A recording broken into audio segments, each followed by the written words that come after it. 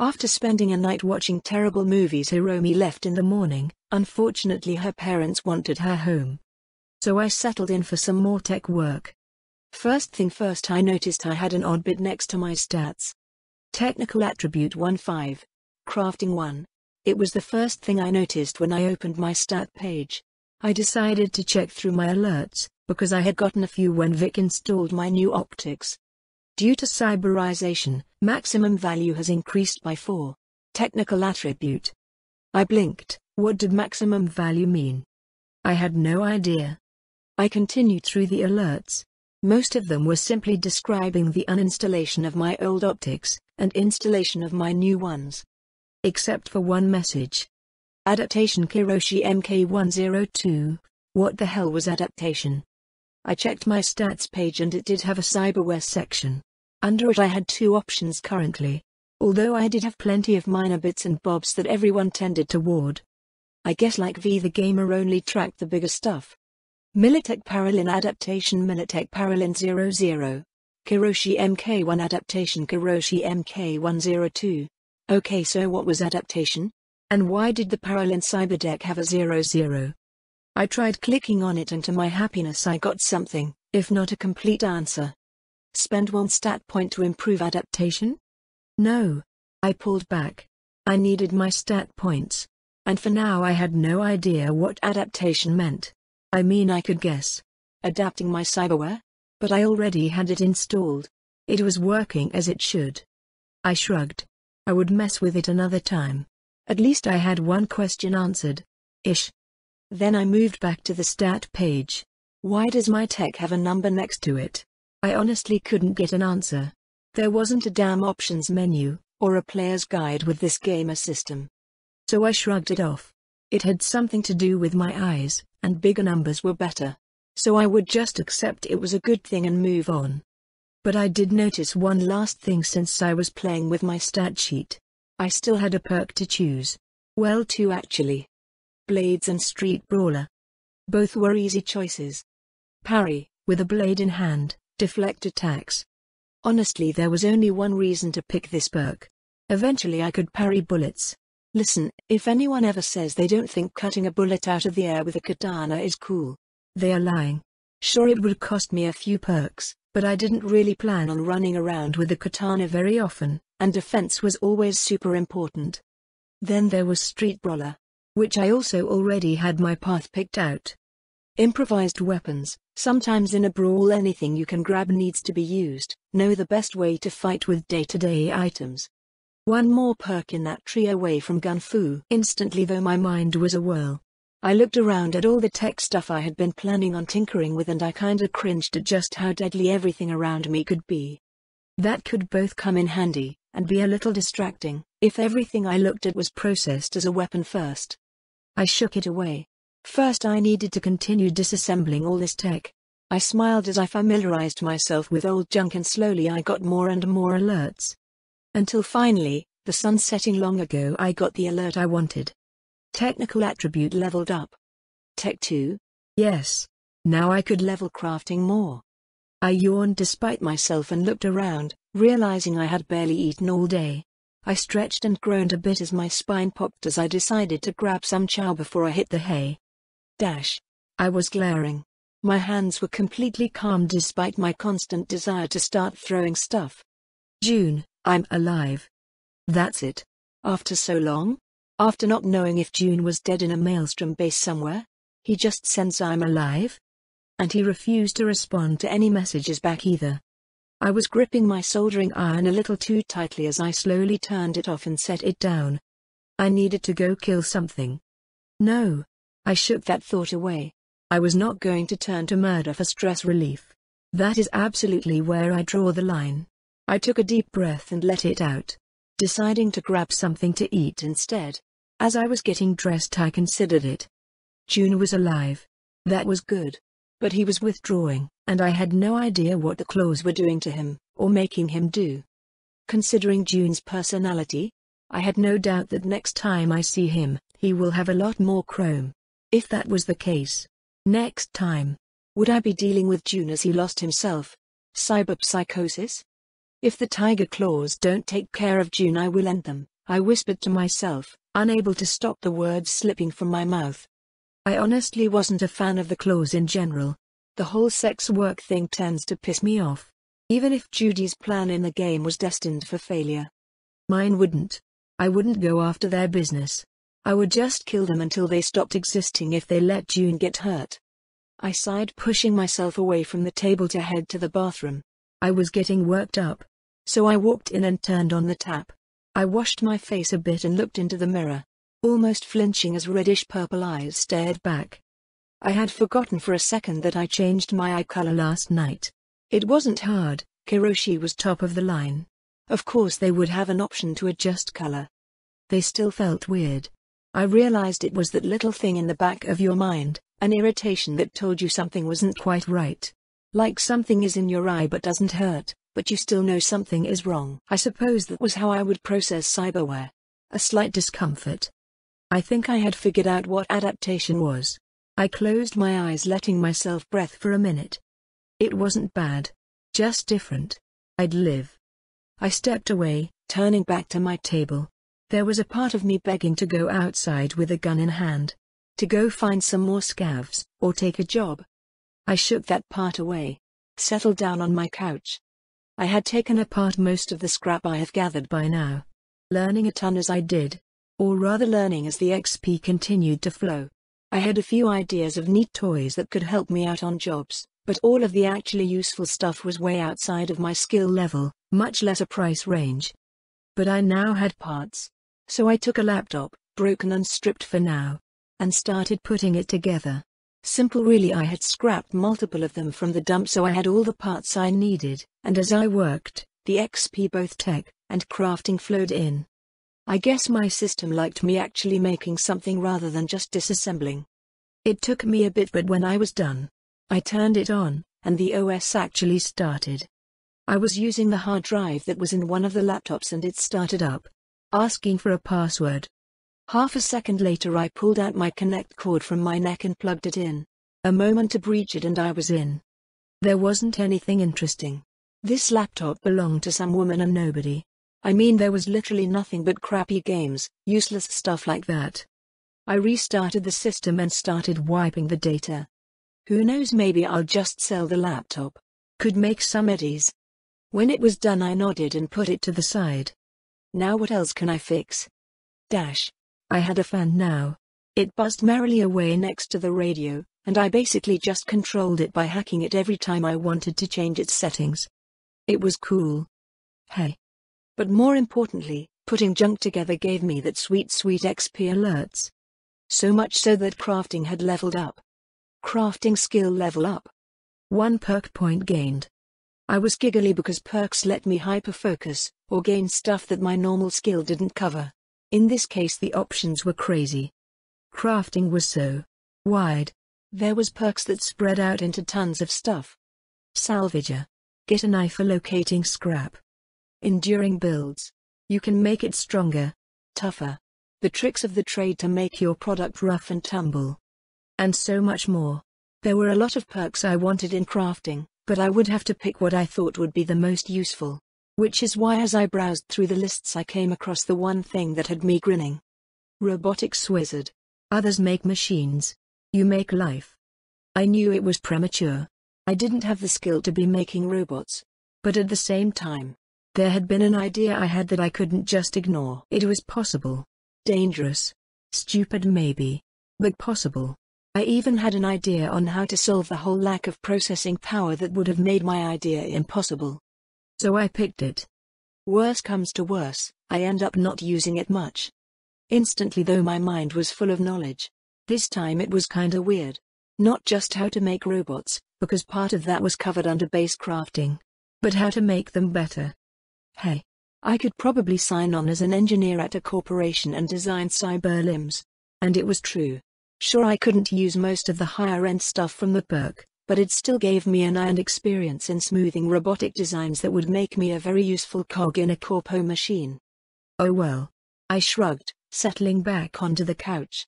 Looking up to hack into the TV to change the channel to something mindless so I could go back to work tinkering when I got an alert. Breach protocol skill level up. Breach 3 ha. That was lucky. Dash. Bitch. I cursed as I waved my finger. I had just zapped my finger like a gonk. Idiot. Moron. Don't touch the fucking active electric wire you. I cursed as I danced around the room. Fuck, was I electroboom now? Okay, I need a break. Also stop talking to myself. I rumbled as I walked over and powered everything down. I had been tinkering all day. Mostly just grinding out technical attributes since I was maxed in crafting. It was slow. Sometimes painful work. But I was close to another level, so it was all worth it. I opened up my contacts. Unfortunately, Hiromi was locked down again. Her parents were worried about her running around with the active and escalating gang war burning down the city every day, so she was stuck in school. Ichi was still working for Shobo. And June wasn't responding. I didn't really have anyone else. That thought made me sad. For about 5 seconds. I wasn't going to let that get me down. So I decided to wander out into the city. I had stats to grind. Things to improve at. I wasn't going to let myself get worn down by June being a massive pain in the ass. As I headed out, I started quick hacking stuff again. Pinging every device I could find, mostly just for something to do. It was sorta relaxing in a way, to just interface with everything around me. Even if all I was doing was sending a ping through the system, it felt like I was a piece of the network. It was nice. Of course, the actual quick hack XP was a little slow. So I started pinging people as I jogged past. Enjoying the small web of lights my Kiroshis displayed across my vision as I pinged more and more systems around me. Soon it felt like I was jogging through a spider web, seeing how so many things were connected. Really. A lot of stuff was connected. Vending machines were a dizzying maze of connections between them. I stopped and just watched for a minute. Intelligence leveled up. I stopped double-checking that alert. Intelligence 4? Already? How did intelligence level up so quickly? I hadn't even gotten a quick hack level. I went back through my alerts, and yeah, I got a pretty nice little surge of intelligence XP as I was jogging. But why? Sure, I was pinging people as well as electronics I could see, but that doesn't explain the sudden surge. What did I know about the intelligence stat? Well, not much. In the game it was the control stat for hacking. It also gave you more RAM for every point. No, wait, I remember reading the actual stat description in the game. Determines net running proficiency. I muttered, thinking back to all the stats in Cyberpunk. Intelligence wasn't. Well, intelligence, or how smart you were exactly. It was processing speed. But more. It was understanding. I realized everything was connected. If almost everything is connected, even through different internets, then that opens a lot of possibilities, doesn't it? I muttered, looking up as I got an alert. 100 intelligence XP gained. I guess I'm on the right track. So I had been thinking of intelligence wrong from the start. I was thinking it was how smart I am, but that isn't right at all. It's more about net running. Understanding, processing power. All of that fell under intelligence. After all, I remember a lot of skills I would normally think of falling under intelligence fell under tech in Cyberpunk. I looked over at a vending machine, following its network connection to the roof of a nearby building. That was the network node then, where a lot of the vending machines were connected through. I instantly found a way up using a nearby fence, and grabbing onto the edge of the building I clambered up, settling next to the node. I pulled out the cord from my neck and clicked it into place. Security blocked me out, but I wasn't exactly hacking into Arasaka Tower. A few minutes of slowly peeling through the ice, I breached in. There wasn't much there, internet traffic mostly sending and receiving data from the vending machines, nothing I was too interested in. No, I was more focused on the connections themselves. I stood and pinged the node, with the security already punched through it activated instantly. A spiderweb erupted from the satellite dish it was connected to, reaching out from it in all directions. I looked around, staring at the connections, just taking in the sight of something so ethereal. I looked at the web and decided to try out an idea. I was already at its central node, where everything connected through, so I should be able to. I closed my eyes. I hadn't actually done this yet, letting myself enter the net in a way. Actual net running. I closed my eyes and let myself fall through the cord. Suddenly I was in a world of light. of data. My body wasn't even there, instead I was just an awareness. My connection was not good enough to form an actual digital avatar. Still I was there. In the net. Connected. I can't even describe where I was. Nothing was solid. Just lights and data transferring on connections, making bridges, a web streaking out into pure darkness, but I could move through them. I accessed one of the connections, letting me move from the node I was out to one of the peripheries. A vending machine from the day 2 I was able to access with a mental touch. With a thought I activated ping.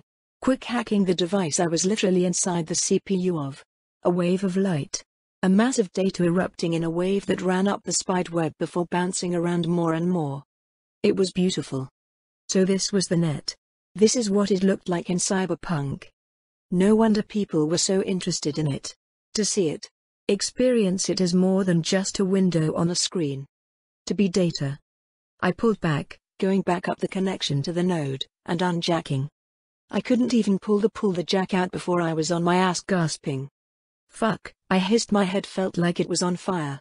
I reached back and felt the port that had my cyberdeck installed in it, and I had to hiss. The entire area was hot. Like an overheating computer. Fuck.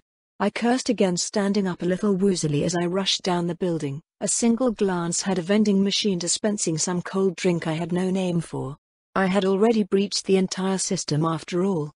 I pressed the can against the back of my head, letting its icy coldness combat the heat. No wonder they use the damn ice baths. I grumbled, as I sat on a bench and just let my head cool down. So that was the net. A net I had taken my first step into.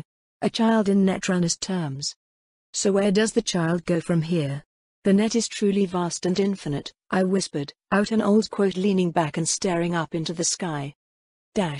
After cooling off I went home. An eye on my alerts told me I had gained a ton just from my brief foray into the net. Quick hacking skill level up. Which put me at level 3 for that, and a ton of intelligence alerts. I was almost ready for the next level. That was how much I had learned about the net with just stepping a toe into its depths. Of course my head was still warm, and I wasn't exactly up for trying that again. At least not without an upgrade, or an ice bath prepared. Considering my apartment didn't even have a bath, that made things more difficult. I flopped onto the couch staring at my wild assortment of tech that I had been tinkering with, reached out and grabbed the wire that had shocked me this morning. Time to get back to work. I kept at it until late when I decided to sleep so I would be ready for the next day. That night I was woken up by shooting. It wasn't unusual to have gunfire going through the city, but for it to be close enough that I actually woke up. I was glad I wasn't injured, so when I startled awake in the middle of the night, I was able to move instantly.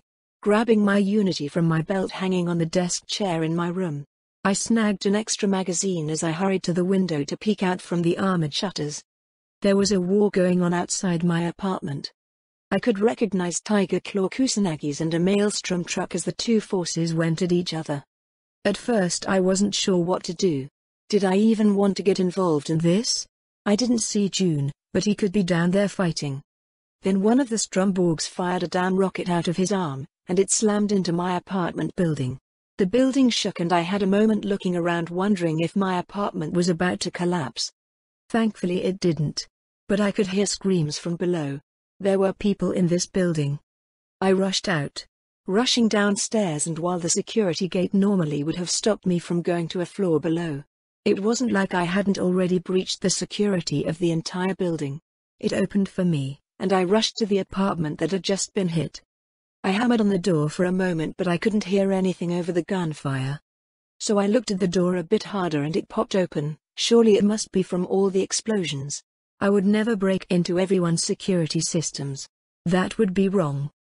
So I had broken into her security before, and since wall breaking was a great perk, I already had a back door. The door opened into a war zone. The window normally covered in security blinds was destroyed, metal shards and bits of brick laying across the apartment. More importantly, was the injured older woman laying across the floor covered in rubble. She had probably been doing the same thing I had, peeping out the window to see what was going on. I ran forward, doing my best to stay low so I wouldn't be spotted through the hole, and landed next to her. She was breathing. Barely. I didn't have my med supplies on me either.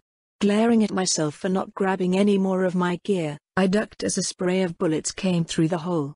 It wasn't even at me, just the general mayhem outside. I couldn't stay here, and neither could she.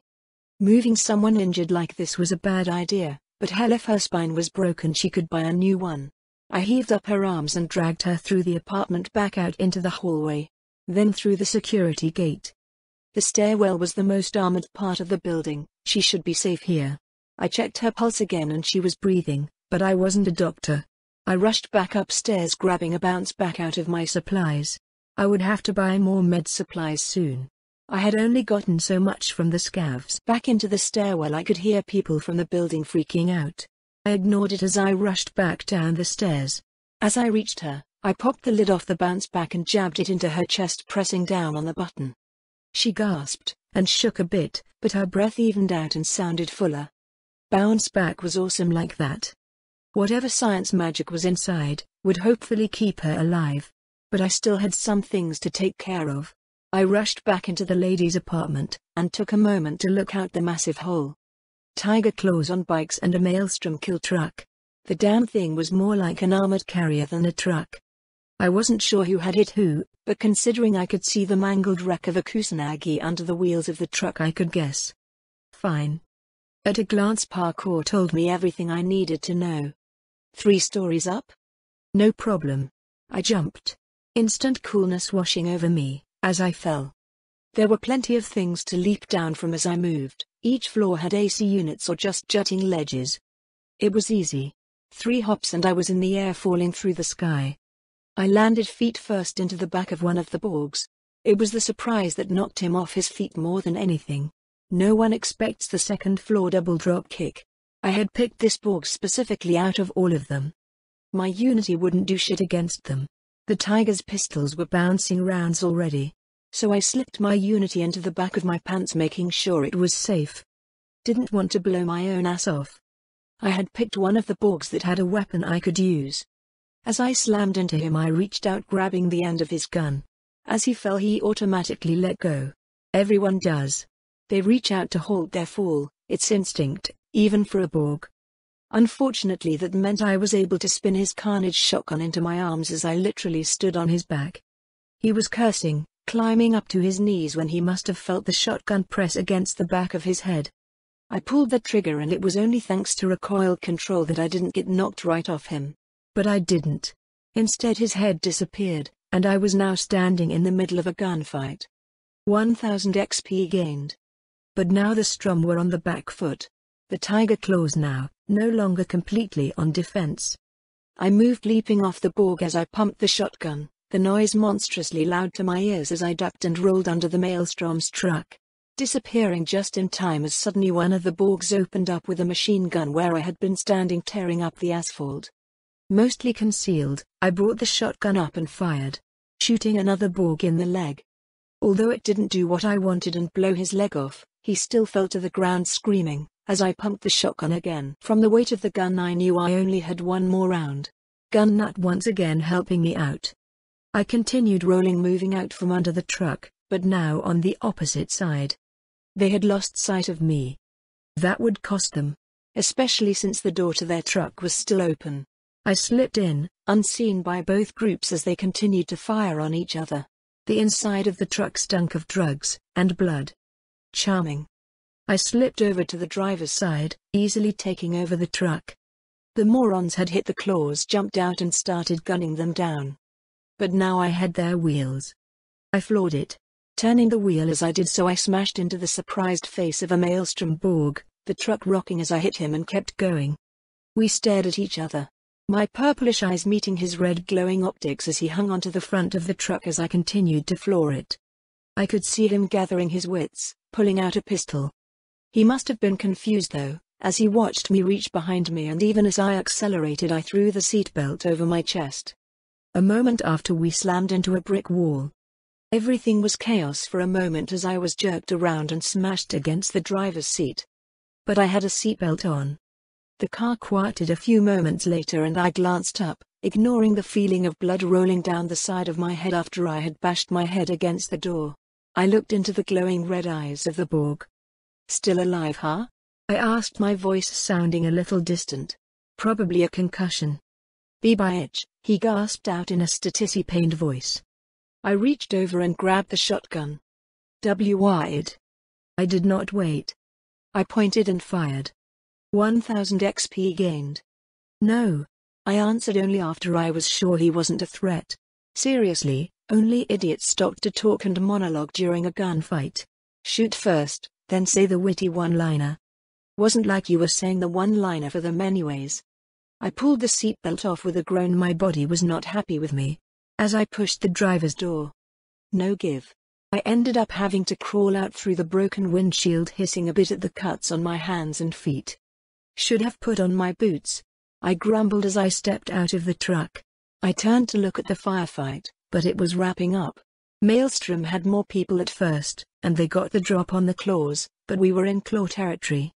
Where at first there had only been 5 claws fighting against about that number in Borgs, now there was 3 times the amount of claws pulling up on their bikes and firing into the 3 Borgs that now had no way to escape. The gunfire stopped not long after, when a gorged-out tiger claw pulled out a set of mantis blades and went in. Bloody work. I started walking up and I winced. There hadn't been just 5 claws at first. Looks like 7. A pair of bodies were being looked over. But with just a flash scan I could tell they weren't breathing. That's a shame. I walked into the group of claws that were all talking and shouting amongst themselves, ignoring them entirely as I walked to the Borg I had killed. He should have some more ammo for this thing, and I was growing kind of fond of the carnage. I totally get why Rebecca liked it now. Sure, it was ugly, and a little smashed together, but it shot good. I liked it. As I knelt down and started searching through his dirty coat, I was unfortunately noticed. The fuck is this? A loud voice called out, and then a blur of Japanese that I only recognized as a lot of cursing. But the Bosozoku brat was also pointing a katana at me. Was I gonna have to flatline this kid? Oh. This Borg had a shotgun shell bandolier? Okay, I have to admit, that's pretty fucking preem. I quickly unlatched it and with a bit of effort I yanked it off him and whipped it up and over my shoulder. Mine now. Always wanted one of these. Who the hell are you? Nobody important. I offered as I rose up. The guy's katana was drawing a little too close for my comfort. Chill out, Higa. This girl is crazy. Came in and flatlined that Strom literally dropped on him from above. A girl said as she hurried over. Put your katana away, the Maelstrom are already dead. As he looked away I idly swiped a shell from the bandolier and slipped it into the shotgun. Just in case. Then since he was just that distracted despite standing close to me, I went ahead and loaded a few more. This guy was kinda blind. I don't know this bitch. She is standing in the middle of our battle. Looting. Enough. A voice said from beside me, and I blinked. I hadn't noticed. Not a sound had come from the guy until that moment. Sneaky. I looked over and the Tiger Claw Borg was standing beside me. Don't. Although he wasn't looking at the kid. He was looking at me. So I was looking at him. If he thought he was going to win a staring contest, joke's on him. I didn't need to blink anymore. Our eyes met, and I could tell he was figuring out the fastest way to kill me. I could just tell. Maybe an ninjutsu thing. His eyes were neon, I noticed. Changing colors along with his tats that shifted and looked like the animals were readying to attack. Yeah. It was just in case. I finally waved him off. As I stopped readying to pop the katana kid. Instead I turned back to checking the Borg's pockets. Unfortunately, other than a credit card which I happily clept, he only had drugs. A lot of drugs. I sighed and left them. Not my style. Fucking you just gonna let her? It was her kill. The Borg offered with a shrug. She can take what she kills, he said simply. Tisk, fine whatever. He grumbled as his katana lowered. You happen to know June? Arjuna Kiru Kusanagi? I asked as I looked the Borg over.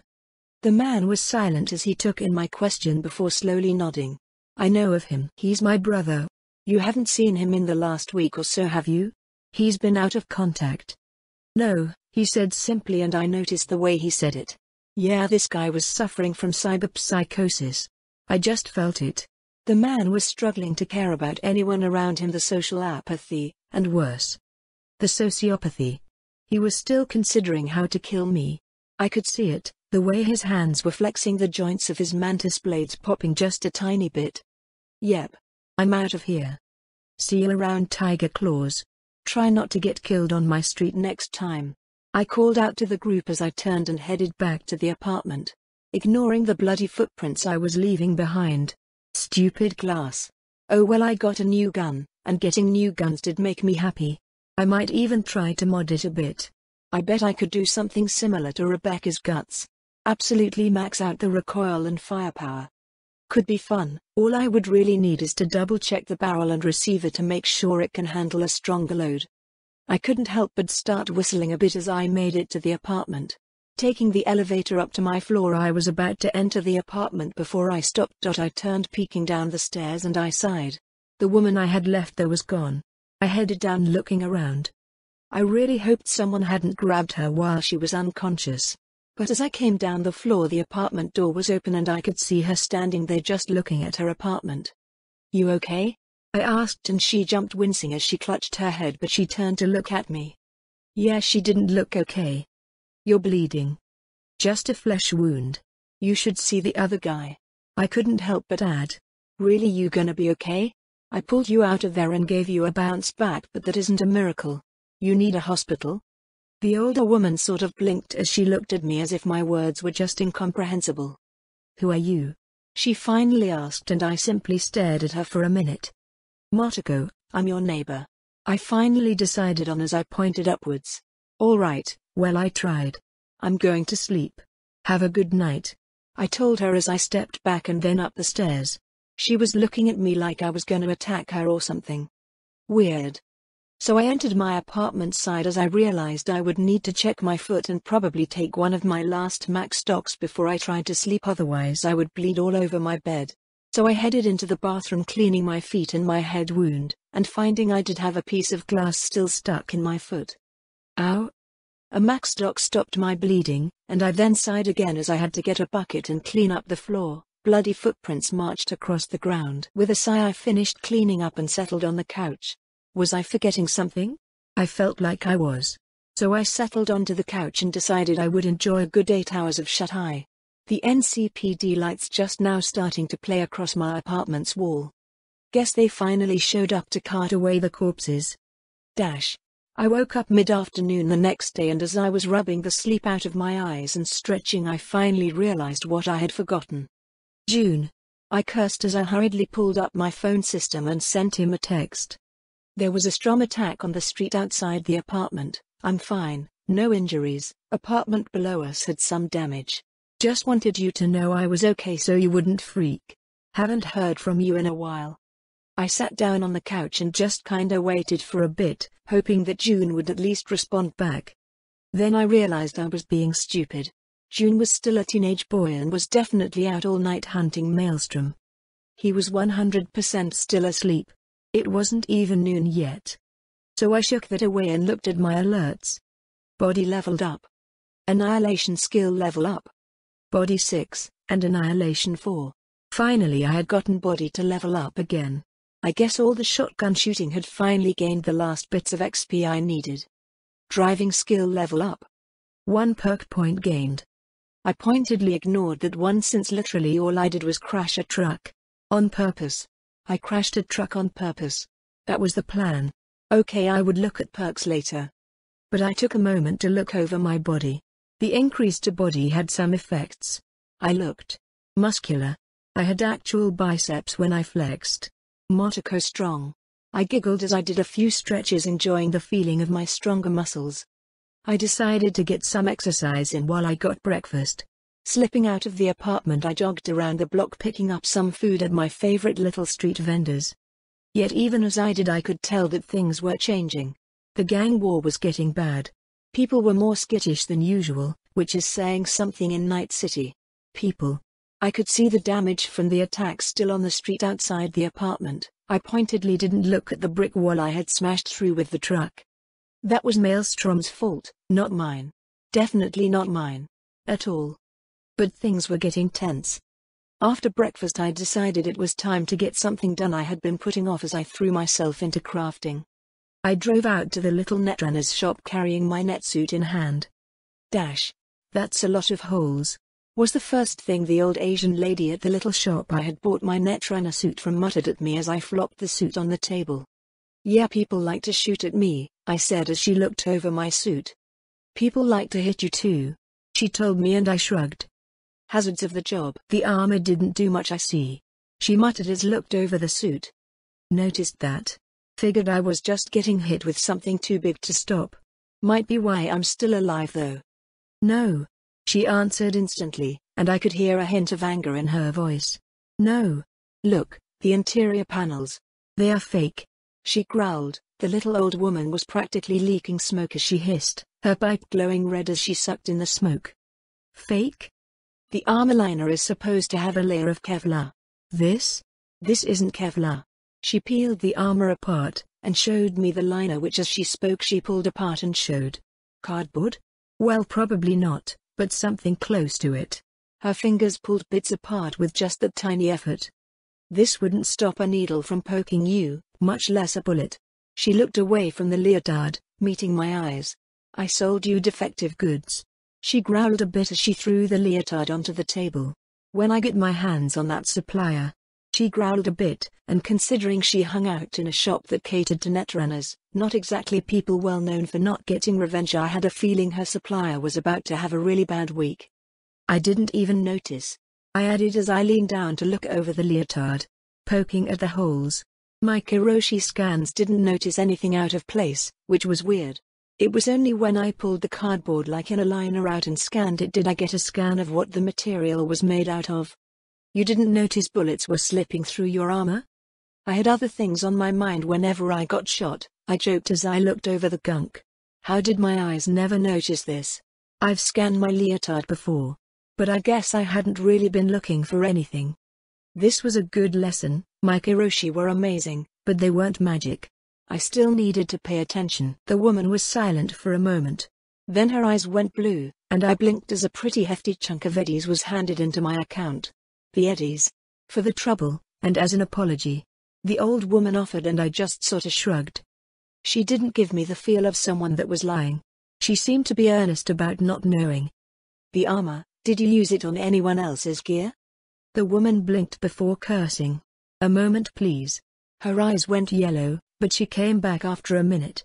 "Must have been sending a text.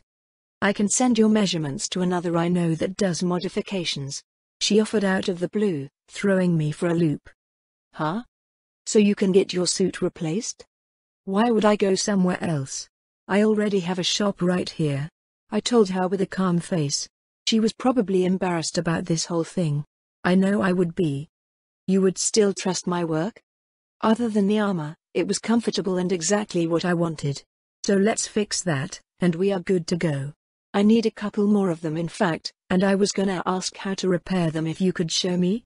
I'm a bit of a techie as well, but maybe I won't have to if the new ones actually have armor." "I'll show you anyway. We can use this one since it's, well, trash. Come." She ordered, hopping off a little chair and dragging me into a back room with a workbench and a bunch of equipment. Oh, the woman was less a normal seamstress and more a techie herself. Makes sense, there were a lot of components in a normal net suit. Cool. "Can you teach me a bit about this? Putting together a Netrunner suit, I mean?" She looked me over before shrugging. "I can show you the basics. Everything else I will only teach my children. You are too young for my son," she informed me flatly as she waved her pipe at a chair. "Sit." I chuckled a bit as I settled in. The woman was a master, and I know I only understood bits of what she was sharing, but it was still fascinating to learn. 100 technical attribute XP gained.